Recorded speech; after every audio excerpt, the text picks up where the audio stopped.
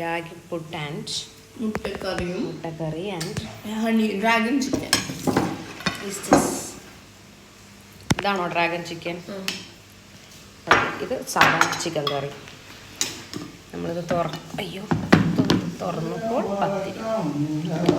അപ്പം നമ്മൾ ഗായ്സ് ഇവിടെ ഒരു കാര്യം പറയാൻ മറന്നു. ഇവിടെ ബീഫ് അച്ചാർ കുറച്ച് കൊണ്ടുവന്നിട്ടുണ്ട്. എൻ്റെ ഫേവറേറ്റിൽ ഒന്നാണ്. അപ്പോൾ നമ്മൾ ആദ്യം ഒരു പുട്ടെടുത്ത് ഇങ്ങനെ വെച്ചു. എന്നിട്ട് നമ്മൾ ഡ്രാഗൺ ചിക്കൻ ഇട്ട് തരാൻ ശാലനോട് പറയുന്നു. ഒന്ന് ഇട്ടാട്ടോ. ഒരു ആദ്യത്തെ മര്യാദ ഇല്ലാത്തൊരു സാധനമാണ്. യെസ്.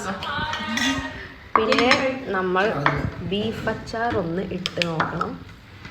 ഇവിടെ കറി ഒഴിക്കും. ഈ സൈഡിലായിട്ട് ഒഴിക്കുക. ഒരു മുട്ട പീസും എടുക്കാം. ഓക്കെ.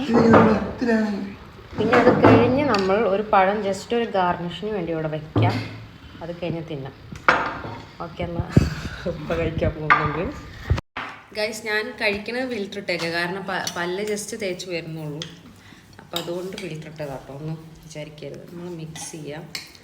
ആദ്യം നമ്മൾ ഡ്രാഗൺ ചിക്കൻ ഒന്ന് ടേസ്റ്റ് ചെയ്ത് നോക്കട്ടെ കേട്ടോ.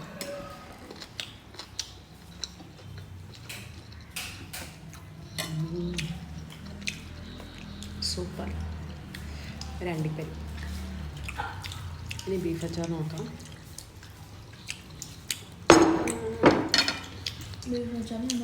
ബീഫ് അച്ചാറിൽ കായാണ് എന്താട്ടുകളും.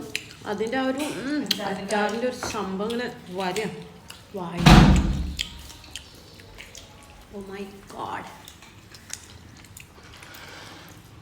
സൂപ്പർ. അച്ചാറുണ്ട്, വെറുതെ തിന്നാ ഞാൻ. അപ്പം ഞാൻ കഴിക്കാൻ പോവാണ്. ബൈ. അവരോട് കഴിക്കാൻ തുടങ്ങി കഴിഞ്ഞു. താങ്ക് യു ഉമ്മച്ചി. അടിപൊളി സംഭവങ്ങൾ. കുറച്ച് ബീഫ് അച്ചാർ ചെറിയ കുപ്പിലേക്ക് കൊണ്ടുവന്ന് തരുമോ?